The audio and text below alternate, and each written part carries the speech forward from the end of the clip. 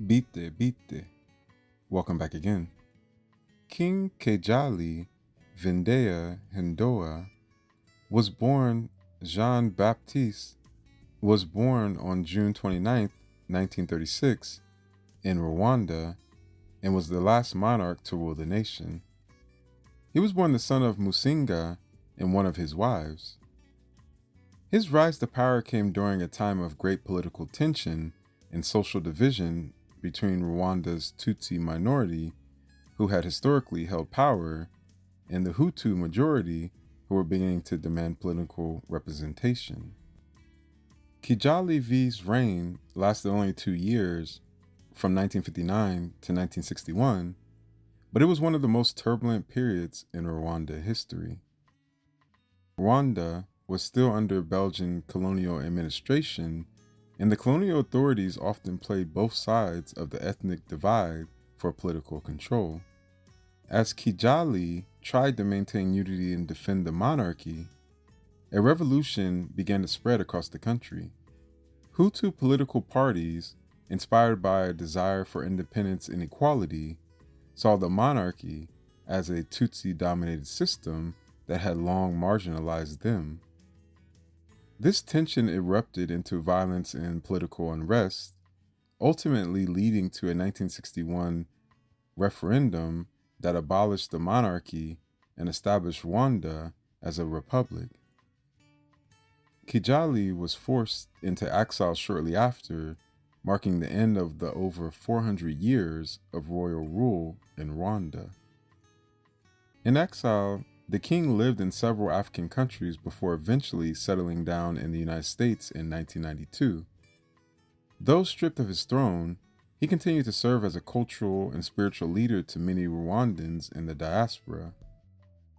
He established the King Kigeli Foundation, a humanitarian organization dedicated to helping Rwandan refugees, orphans, and victims of violence.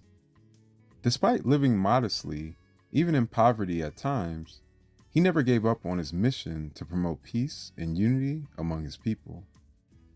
Rwanda has a very difficult history for some, and there's definitely different thought processes and different outlooks on life in Rwanda.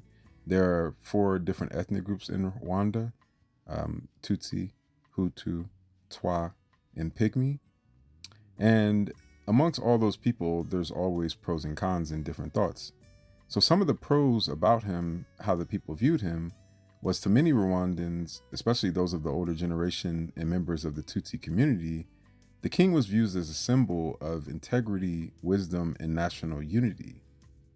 His supporters admired his deep sense of humility and his refusal to use violence during his reign, even when provoked by political opponents and colonial manipulation. Many saw him as a compassionate leader who genuinely cared for his people, welfare, and spiritual well-being. In exile, his continued advocacy for reconciliation and humanitarian aid earned him international respect.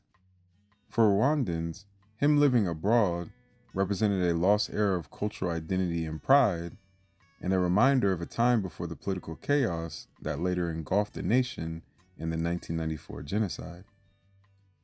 And not everyone viewed the king's reign as a legacy of positivity. Some critics argued that he lacked the political strength and decisiveness needed to control the growing unrest during his short rule.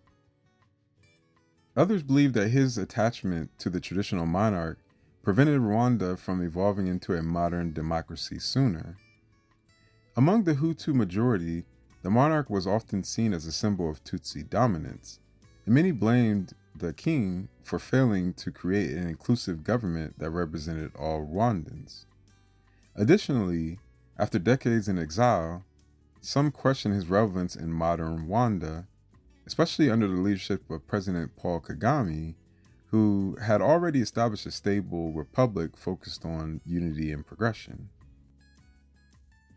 And just to throw a note in there, from my understanding, from what people have told me in the past, this could be debated, but at one point, Tutsi tribe and Hutu tribe, or people, was more of a classification of class of if you were in a richer family or royalty versus non-richer family versus an actual language and how somebody looked. But that's just what I've heard from some Rwandan people.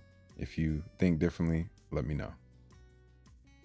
The king would pass away on October 16th in 2016 in Oakton, Virginia. He would pass away at the age of 80, and his death reignited discussions about the monarchy's role in Rwanda's history and identity.